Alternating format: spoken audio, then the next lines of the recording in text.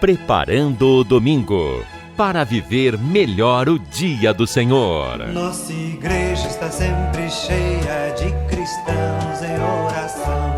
Hoje é domingo, dia do Senhor. Vejam como reza o meu povo santo. O amor está voltando à nova geração. Nosso povo está rezando de mãos dadas como irmãos. Olá, esse é mais um programa Preparando o Domingo. Eu sou o Padre Carlos André e lhe convido a refletir juntos as leituras da liturgia do 23º domingo do Tempo Comum.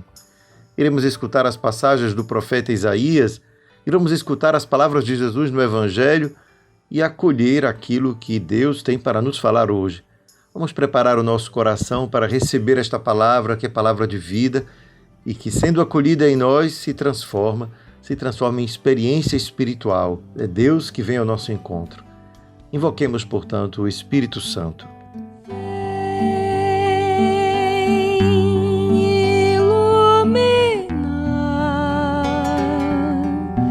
Vem inspirar o pensamento, milagres faz acontecer, o reino bom, sabedoria,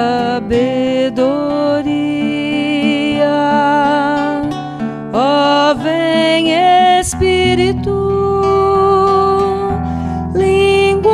de fogo, chama de amor, sopro de paz, ó vem Espírito, língua de fogo, chama de amor, sopro de paz, alma de Deus. A liturgia deste domingo se inicia com um pequeno pedaço, um pequeno trecho da profecia de Isaías, no capítulo 35, e diz assim: Dizei às pessoas deprimidas, criai ânimo, não tenhais medo. Vede, é vosso Deus, é a vingança que vem, é a recompensa de Deus, é Ele que vem para vos salvar. Então se abrirão os olhos dos cegos e se descerrarão os ouvidos dos surdos. O coxo saltará como um cervo e se desatará a língua dos mudos. Assim como brotarão águas no deserto e jorrarão torrentes no ermo. A terra árida se transformará em lago e a região sedenta em fontes d'água. Essa passagem do profeta Isaías é um pequeno pedaço de um trecho mais longo que nós poderíamos dizer que começa no capítulo 34, mas poderíamos apenas ler o capítulo 35, de 1 a 10, e não apenas esses 3 versículos que são oferecidos para a nossa leitura de hoje, 4 versículos, porque eles nos levam a refletir sobre um aspecto importante da vida. O povo de Israel tinha sido levado para o exílio, e lá, exilados, portanto, da sua terra natal, longe do seu lugar comum, da sua vida, da sua cultura, do seu jeito de viver, do templo, das suas práticas religiosas, duvidavam até mesmo de Deus, que poderia ter abandonado a eles. Era essa a ideia, Deus nos abandonou, e por isso sofremos. E é nessa hora, então, que o profeta vai e pede para anunciar às pessoas deprimidas.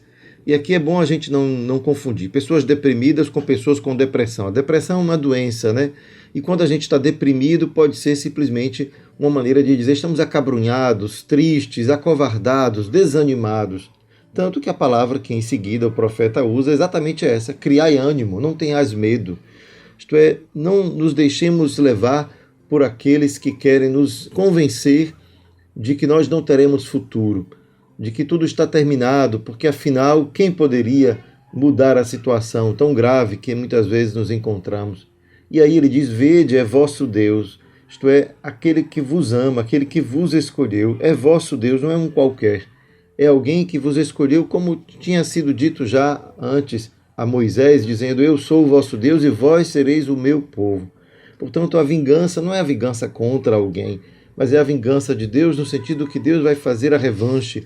Ele vai fazer aqueles que são acabrunhados pela opressão serem depois recuperados na sua dignidade. É aquilo que Maria diz no Magnífica, não é? Derrubou do trono os poderosos e despediu os ricos de mãos vazias, mas exaltou os humildes. Então, o que significa que Deus socorre o pequeno, o pobre, aquele que é humilhado. E é tanto que, em seguida, o profeta vai elencar aqueles que são os humilhados de uma sociedade, não é? Então se abrirão os olhos dos cegos e se descerrarão os ouvidos dos surdos. Isto é, não está se falando aqui de milagres que irão acontecer, mas está falando daqueles que serão resgatados.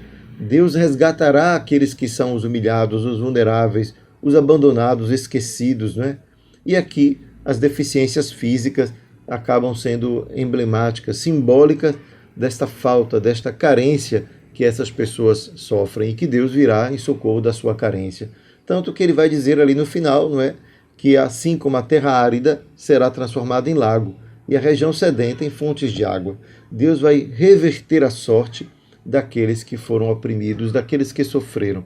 E o exílio é o símbolo do sofrimento e da opressão, a qual Deus vem resgatar. É por isso que então a gente pode ouvir o salmista que vai dizer: bendize, ó minha alma, ao Senhor, bendirei ao Senhor toda a vida. Ele reconhece, portanto, a ação salvadora de Deus e por isso mantém viva a sua esperança, assim como na profecia de Isaías. Uma esperança que é recheada de exemplos de alegria. É a alegria a tônica da esperança. O Senhor abre os olhos aos cegos, o Senhor faz erguer o caído, é assim que vai dizer o salmista. Ele ampara a viúva e o órfão, mas confunde os caminhos dos maus. Deus toma partido dos vulneráveis. Portanto, a palavra do profeta é uma palavra não para, quem sabe, elogiar ou fazer a bajulação dos que já têm tudo, dos ricos, dos que já são agraciados, não é? Pelos bens deste mundo, mas é justamente para anunciar um tempo de esperança, o socorro de Deus para aqueles que nada têm ou que sofrem numa sociedade como a nossa. O Senhor é fiel para sempre, faz justiça aos que são oprimidos. É isso que diz o salmista e é isso que também vamos encontrar refletido na segunda leitura, porque afinal é Deus quem escolhe essas pessoas mais sofridas, oprimidas da sociedade. E nós que escutamos esta palavra e que por acaso nos encontrarmos na mesma situação de opressão, podemos cantar junto com o salmista e alegrar-se diante de Deus, já antecipando a sua salvação. Bendize, ó minha alma, ao Senhor. Mas se não nos encontrarmos nessa situação, somos convidados a acolher aqueles que Deus acolhe.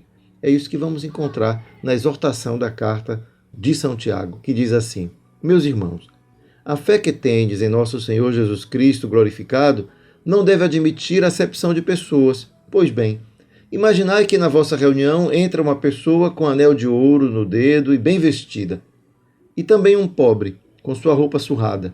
E vós dedicais atenção ao que está bem vestido, dizendo-lhe: vem sentar-te aqui à vontade, enquanto dizeis ao pobre: ficai aí de pé, ou então, senta-te aqui no chão, aos meus pés. Não fizestes, então, discriminação entre vós? E não vos tornastes juízes com critérios injustos? Meus queridos irmãos, escutai, não escolheu Deus os pobres deste mundo para serem ricos na fé e herdeiros do reino que prometeu aos que o amam? Essa questão proposta por São Tiago é a que, com certeza, está no nosso coração. E nós devemos recordá-la sempre. Devemos, como igreja, recordá-la.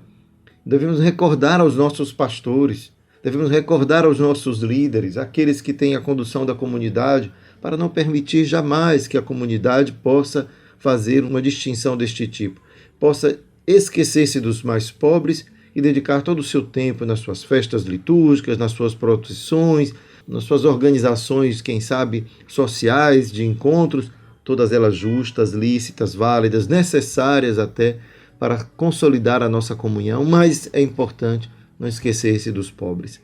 É aquele conselho que São Paulo recebeu de São Pedro, quando disse Pedro a Paulo: não te esqueças dos pobres.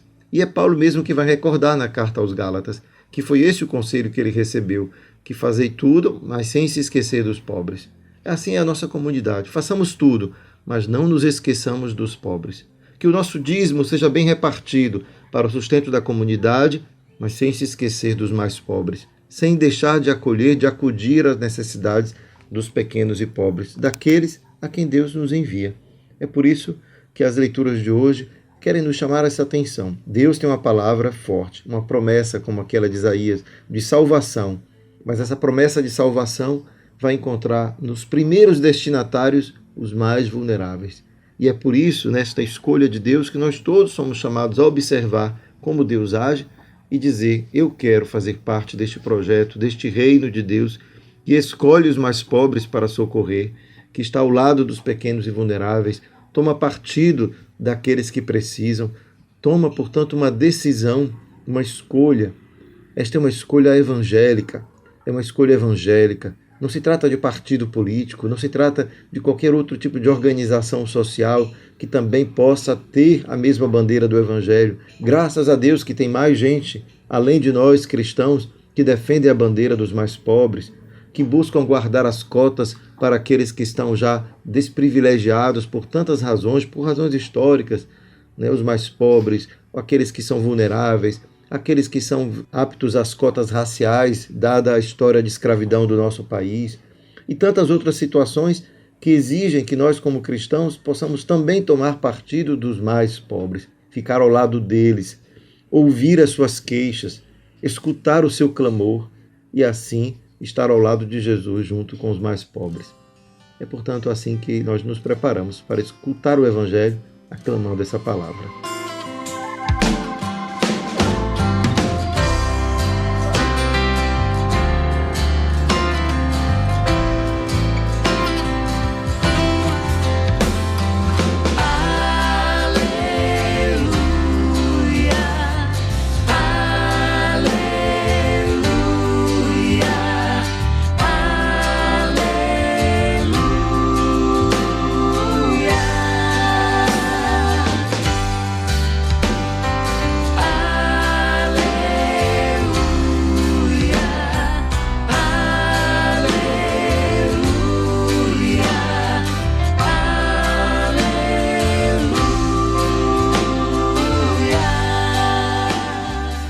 Leitura do Evangelho de Jesus Cristo segundo Marcos.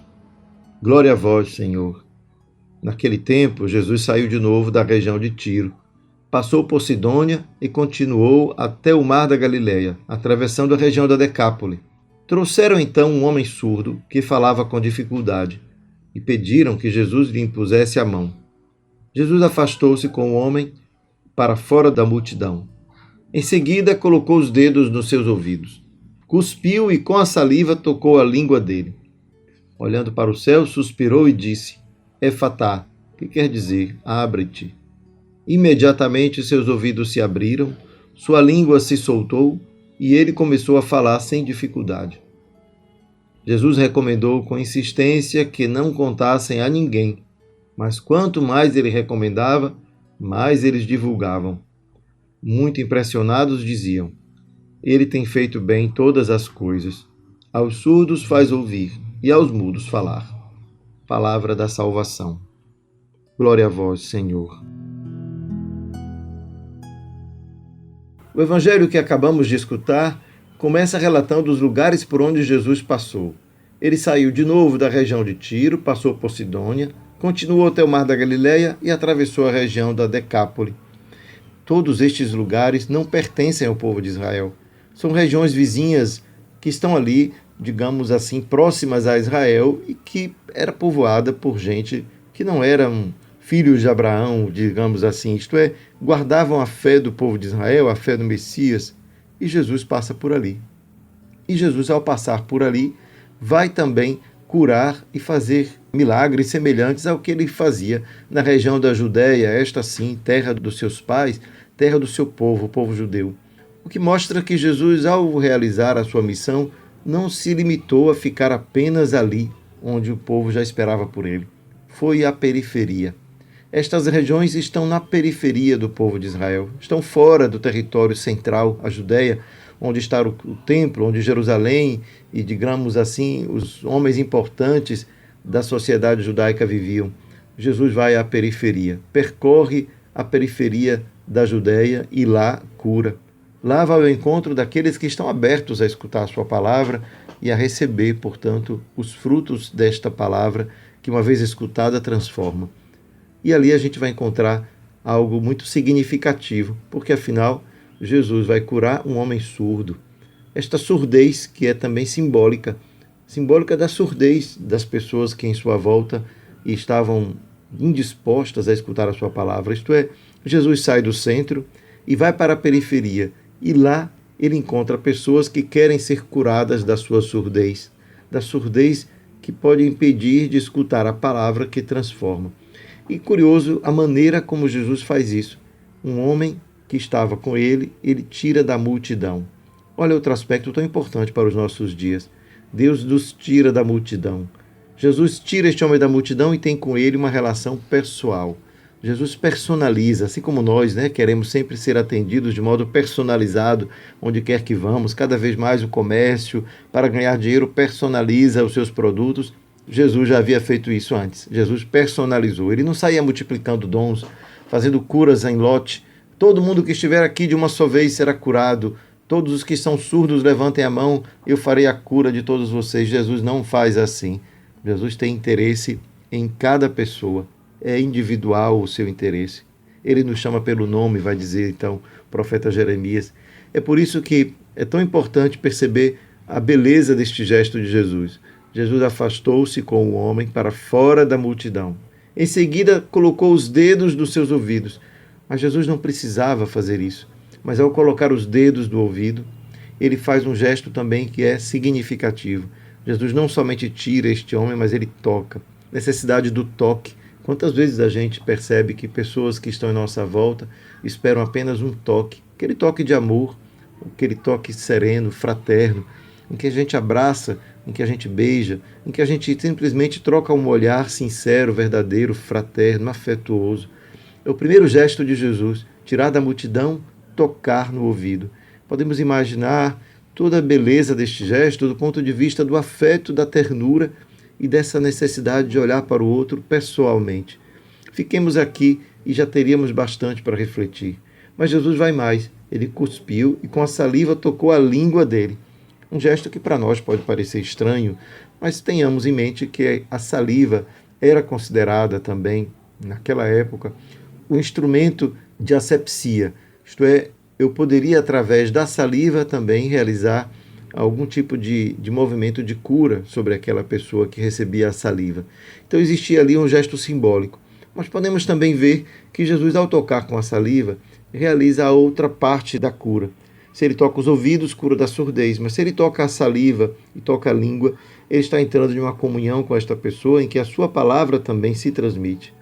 Ele olha para o céu, suspira e diz Efatá, que quer dizer abre-te. Ora, tudo isso representa não apenas a cura física deste homem, mas está simbolizando esta abertura total do seu ser. A abertura dos ouvidos para escutar, a abertura da língua para falar, comunicar aquilo que recebe. Imediatamente seus ouvidos se abriram, sua língua se soltou e ele começou a falar sem dificuldade. É o que o texto nos fala, mostrando o quanto esse toque de Jesus é um toque libertador. É um toque que vai ao encontro da necessidade, do sofrimento daquela pessoa de maneira especial. Isso tudo nos convida também a refletir sobre a nossa relação uns com os outros. Deus nos convida, sim, a anunciar a sua palavra, mas é preciso que a nossa atitude junto ao outro seja também uma atitude assim, purificadora, libertadora, capaz de curar a pessoa naquilo que talvez esteja escondido aos nossos olhos. A cura do coração, a cura dos afetos, a cura do contato que muitas vezes na nossa sociedade falta, contraditoriamente ou paradoxalmente, uma sociedade onde tantos contatos se fazem, network, redes sociais, estamos o tempo inteiro esbarrando com pessoas na rua, mas isso não é suficiente, porque é preciso sair da multidão, ser considerado pessoalmente, ser levado em conta com as suas particularidades, com a sua dor, o seu sofrimento, ser tocado na sua ferida e ser permitido, portanto, que essas feridas sejam curadas muitas vezes por um afeto verdadeiro, muitas vezes curada por uma atenção sincera. E é isso que Jesus faz com este homem e nos deixa o modelo. Ele olha para aquele homem, vai para a periferia do mundo, do seu mundo, para ali ir ao encontro dos que precisam, e com o seu toque, o toque verdadeiro, afetuoso, ele pôde então curar e trazer esta pessoa para dentro de novo da realidade do mundo em que ela vivia. Ela pôde então soltar a sua língua e começar a falar sem dificuldade. Que Deus possa nos ajudar então a perceber qual é o nosso lugar no pequeno mundo onde nós transitamos, o que podemos fazer para ser também elementos, ou melhor, instrumento de libertação de Deus para a vida das pessoas que estão em nossa volta. Pode ser que falte muito pouco. Um olhar, um sorriso, uma atenção verdadeira, um carinho e um afeto puro e simples, simplesmente porque se ama, porque se quer bem. Que nosso Senhor nos ajude a fazer este passo na fé.